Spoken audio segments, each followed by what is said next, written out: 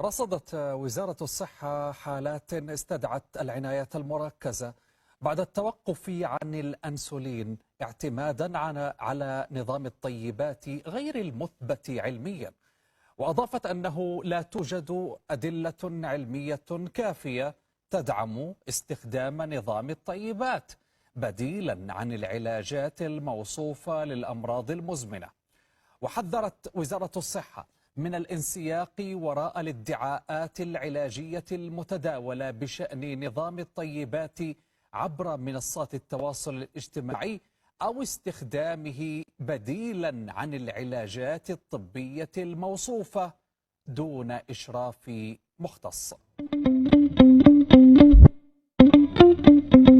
تحذير رسمي من وزارة الصحة بالسعودية من استخدام نظام الطيبات. انتبهوا يا ناس. في بيان من وزارة الصحة قالت ان رصدت حالات استدعت العناية المركزة بعد ما توقفوا الناس من استخدام الانسولين عشان يعتمدون على انظمة غذائية غير مثبتة، وما في ادلة علمية كافية على الموضوع هذا انك تستخدم نظام الطيبات يكون بديل عن الامراض المزمنة. عشان كذا انتبهوا من النظام هذا واي ادعاء ثاني، وبرضو انتبه انك توقف ادوية السكر او حتى تخفف جرعاتها من دون ما تستشير طبيبك، لأنه هذا ممكن يؤدي إلى مضاعفات خطيرة. أصلا كيف شخص مريض بالسكر يوقف دواء السكر ويروح ياكل سكر؟ غير منطقي. فعشان كذا انتبهوا من الكلام اللي يقال بالسوشيال ميديا. الله يبعدنا ويبعدكم عن شر الحوادث هذه ويكفينا شر الأمراض المزمنة. قولوا آمين.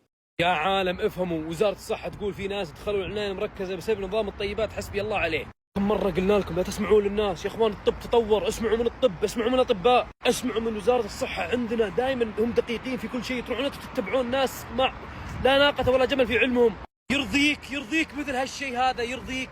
كثير من اللي يستعملونه من الأمراض المزمنة، وهذا شيء مضر جدا يا أخي. والأنسولين وموضوع السكر هذا شيء خطير، كبار السن دائما مصابين فيه. فتجي أنت تتخذ عليهم قرار بنظام الطيبات السيء هذا اللي راعيه ما يفهم ولا يفقه شيء، تروح تخليهم يطبقونه بعدين تسبب عليهم بضرر. يا أخي اتقوا الله، أقسم بالله خطير الموضوع. الناس وصلت للعناية مركزة، افهموا يا عالم، اتركوا منكم ذا النظام السيء. أجل وزارة الصحة السعودية رصد حالات استدعت الدخول للعناية المركزة بعد التوقف عن الأنسولين اعتمد فيها المرضى على أنظمة غير مثبتة نظام الطيبات. لا تستخدم نظام الطيبات لأن في حالات استدعت للتنويم والدخول العناية المركزة بسبب نظام الطيبات وغيره من الأنظمة الغذائية الغير مثبتة علميا. تحذر وزارة الصحة السعودية من اتباع أي نظام غذائي غير مثبت، وخصوصا نظام الطيبات، لأنها رصدت هذه الحالات اللي ذكرت لكم، خصوصا الحالات اللي اتبعت هذه الأنظمة ووقفت الأدوية الخاصة بالأمراض المزمنة زي الأنسولين أو غيره من الأدوية. فالحالات اللي شافوها شملت الناس اللي مشوا مثلا على نظام زي نظام الطيبات أو أي نظام ثاني. النظام يقول أنك لازم توقف الدواء الفلاني أو الأنسولين وتستبدله بنظام غذائي غير مثبت. لا تتبع، لأن هذا غير مثبت. هذا أثر على كثير من الناس، والأشخاص اللي يدعمون هذه الأنظمة لابد أنك تتوقف من دعم أي شيء غير مثبت طبيا، لأن هذا يمس سلامة وصحة الناس. نظام الطيبات وما أدراك ما نظام الطيبات. الآن بيان رسمي من وزارة الصحة في المملكة العربية السعودية تؤكد بأن نظام الطيبات غير مثبت علميا، وللأسف ناس كثير صدقوه.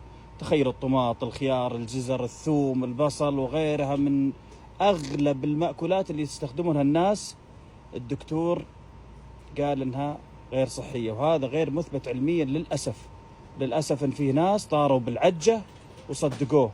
الآن الجهة الرسمية تقول لكم إن النظام هذا أصلا كله غير مثبت علميا، وانتبهوا الله يجزاكم خير. انتبهوا يا متابعين أبو مياس، ونبهوا غيركم من نظام الطيبات. والله مو كلام أبو مياس، ولكن كلام وتحذيرات وزارة الصحة. أي واحد يتبع أي نظام لا تترك علاجك إلا باستشارة طبيبك. إذا قال لك وقف، وإذا قال استمر. فلذلك أتمنى من الله ثم منك أن المقطع هذا لا يوقف عندك. التحذير هذا جاي من وزارة الصحة.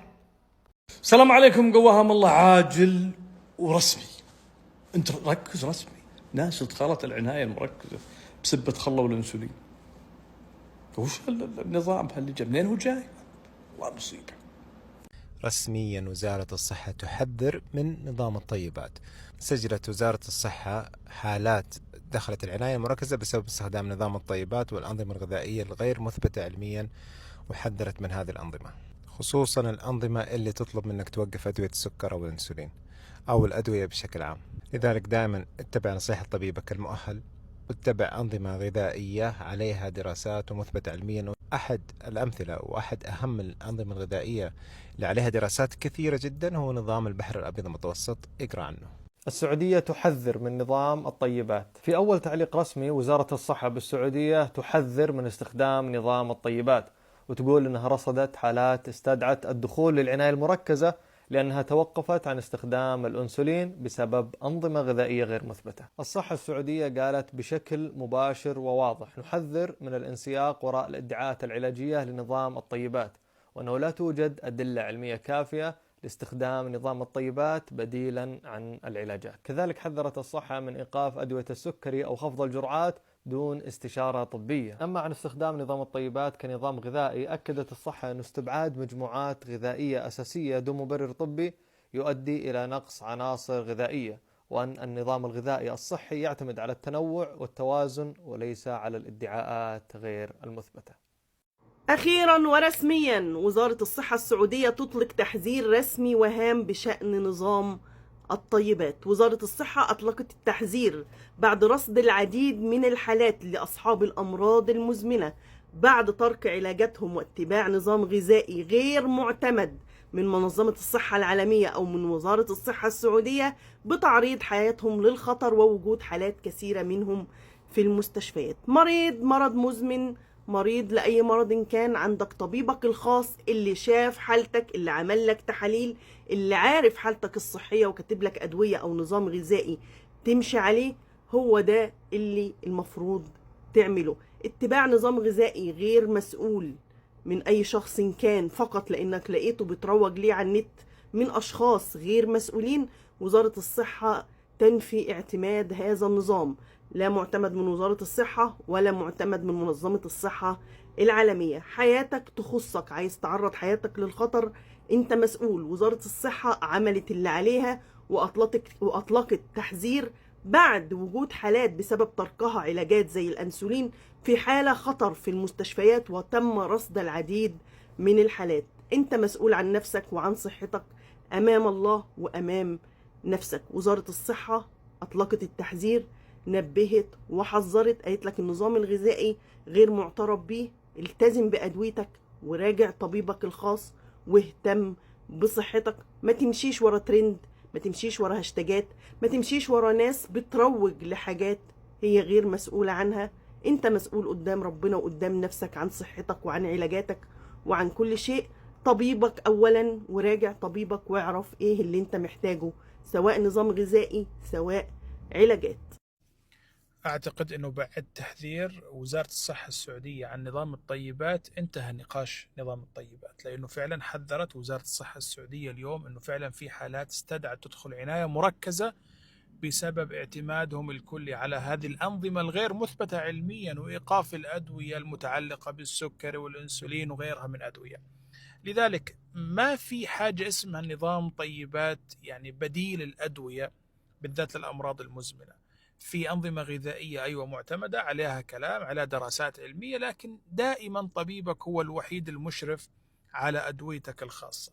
نظام الطيبات حذرنا منه مرارا وتكرارا، رغم ذلك لسه في ناس مصدقة النظام، وقفت كل حاجة مقابل أنه تمشي على نظام الطيبات. سلام. أهلا وسهلا، مساء الخير. أما بعد عشان أوريكم الخبر.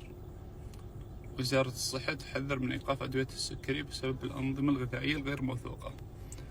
ما في شخص بالغ عاقل يفكر شوي يعرف أن الأدوية هذه أخذت سنين وسنين عشان تعالج بعض المشاكل، وتيجي بيوم ولحظة عشان شخص قال نظام غذائي تترك الأدوية هذه.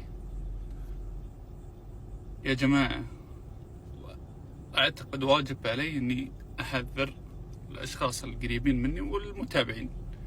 يا جماعة، مو أي أحد هبد معلومة وهبد، حتى لو كان أسلوبه منمق، حتى لو كان كلامه تشوفه واقعي، لا تاخذ معلومة بدون ما تتحقق من صحتها، ولا تغامر في صحتك وعلى حساب صحتك.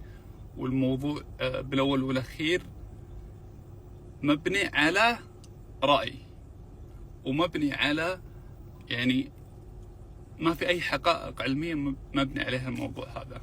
وبس، بسم الله على التمرين.